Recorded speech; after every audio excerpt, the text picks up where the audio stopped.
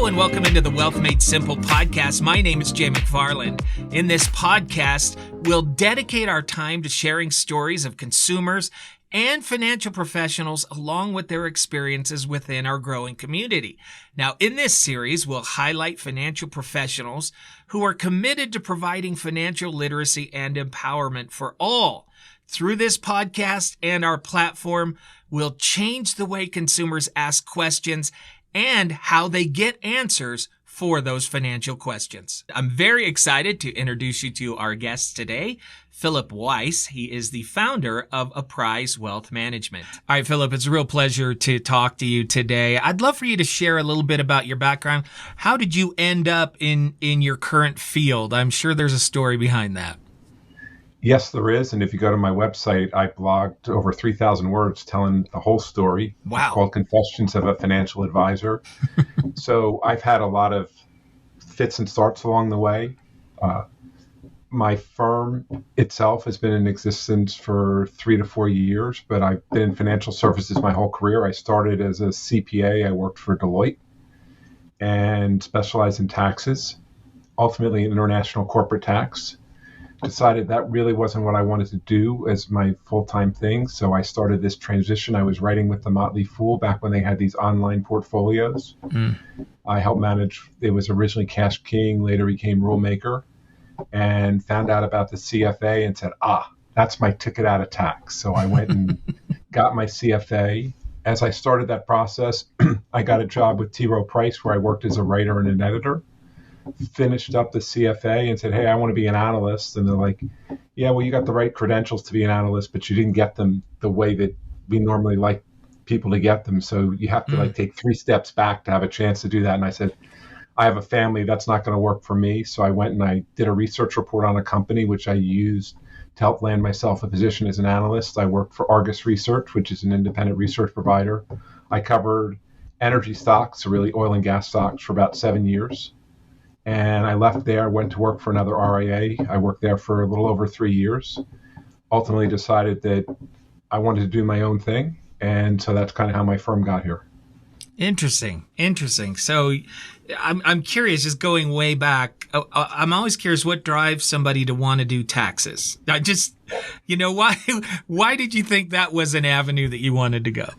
So I got my CPA and I'm from New Jersey, and in New Jersey, you have to have practical experience to get certified.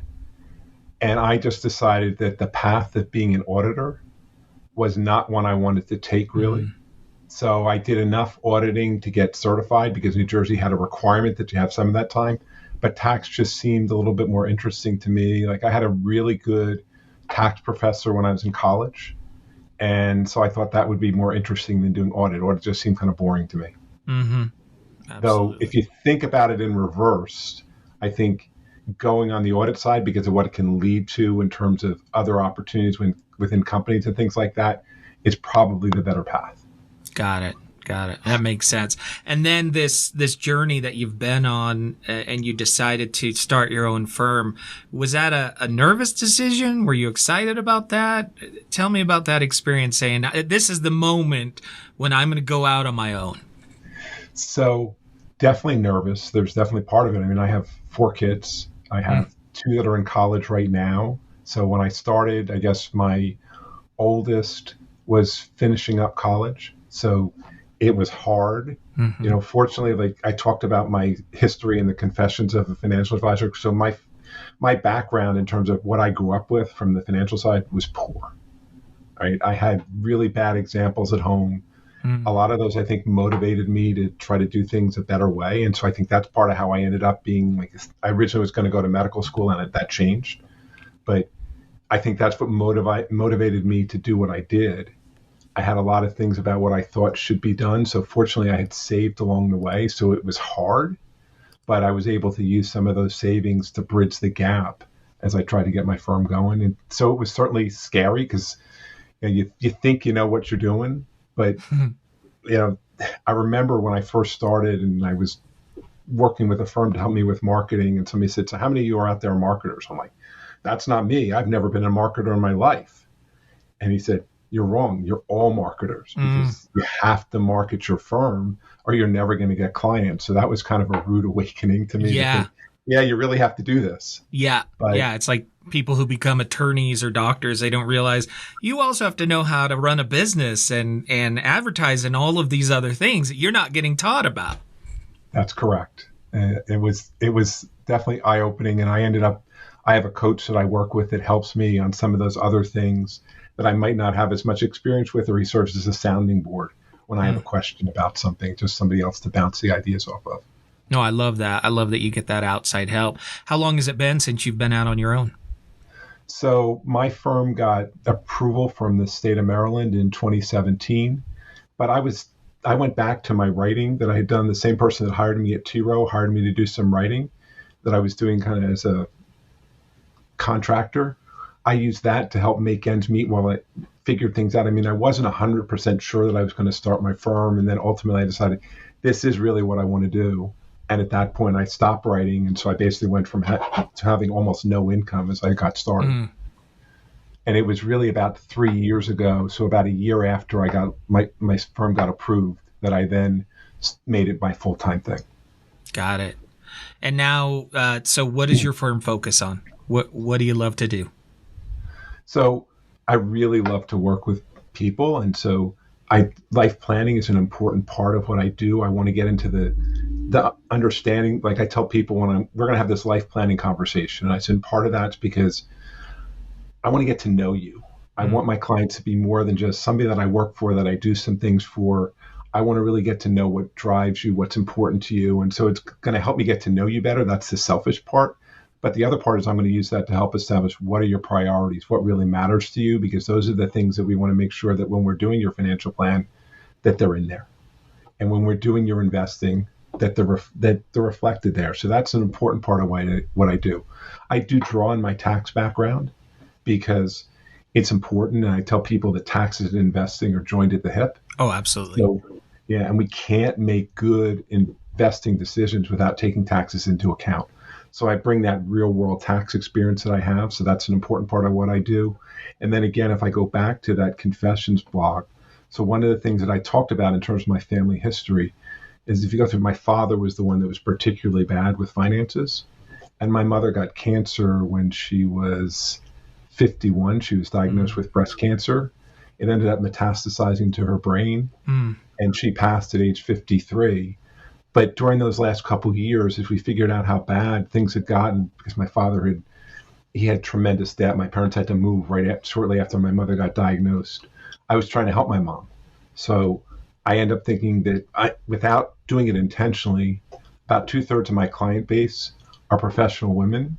And that's really where they lead the relationship. Like they can be married, right? But they still lead the planning relationship. And so I think that part of this just comes from, I'm still trying to help my mom.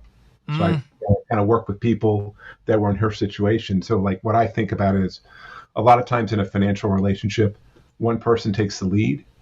More often than not, that's the guy, the husband. But what ends up happening is then they get into their 50s and their kids are getting older and they're starting to try to figure out, well, what comes next? What are we going to do? And so the husband's been doing a good job of saving along the way. And she says, well, do we have enough? What can we do? Where are we? And he says, I don't know. Well, she wants a little bit more planning and a little bit more understanding of what's going on. So that's how somebody like that finds me. Now, that also can include widows and divorced women and single women too. But just that's where a lot of the relationships are. And that just naturally happened that way. Wow, it's interesting how that kind of followed your own path in life, and I can sense you have a real passion for that. Who is your typical client? Are they somebody who's already got some type of investments and they just need help steering, or are these people young, starting from the ground up? Do you have somebody typically who comes to you? So I actually created a client avatar, and so if I was to describe that avatar, her name is Linda. Okay. She's about 58 years old. She has kids that are like high school, college age. She's a professional. That's about right. Like if I look at my overall client base, the average age of my clients is a little bit younger than that, but not much. So most of the people do come and they've already started and they're already working towards saving, but I do have some. I have a couple that came to me and they had tremendous student loan debt and tremendous credit card debt and things like that. And now the credit card debt is gone and they're working on the student loan debt. So I do get that side of the equation too. But usually it's people that are somewhere along the path of they've been saving. Either they need to save more or they just want to figure out, like, how do we get from here to where we want to be? My youngest client is in their mid-20s and my oldest client is just about 80. I love that you've created this avatar so you can kind of know how to hone your services and stuff. How did you, is that something that somebody else shared with you to do, or did you just do that intuitively? Yeah, so I'm a member of XYPN. And I took a course that they had on marketing and things like that. And it actually coincided well with where I was, because right at about the time that I was working on that blog is when I had done a shorter version once. And then I was talking to a friend who said to me, you should work with more women. And I said, why? And she said, well, you've been married for a really long time. I like the way you talk. I like the way you communicate. This was a woman. And I said, it's funny. I think that happens. And I thought it was like much smaller piece of my client base than it was when I actually looked at it. And so then I took this XY course, and part of the course was to create the avatar. So that was the direction from the course was where I ultimately decided to try to put more shape around it. Yeah, that's very good. Talk a little bit more about tax preparation when it comes to wealth management. I feel like people get so focused on making the money, but they fall short on the side of keeping the money. And I'm one to pay every penny to the IRS that they're due, but I don't want to pay them a penny more. And I know there's a lot of people who don't have tax planning. They're sending more than they need to the IRS. That's a good way of putting it. I like to think of it too. We should pay our fair share, but not more. So it's hard to, because if you go back to the story that I told, we spend our lives, we're saving, right? And where tax planning really starts to matter even more. I mean, it matters always, but it particularly matters in certain areas as you approach retirement. And there's a lot of opportunities and that's what we don't know about. Right? We know how to save. We know that if we put money into our 401k or an IRA, we get a tax break. But we don't know about what happens when you have to start to take money out. Some people think, I got this money here. I don't know. I'm not going to pay any tax. Well, sometimes you can pay more in retirement if you've been a really good saver than you can while you're working. So we want to think about you want to have diversification of account types, right? So we have taxable accounts like a brokerage account or a savings account. We have our tax deferred accounts, which on the one side could be like an IRA or a 401k or a 403b.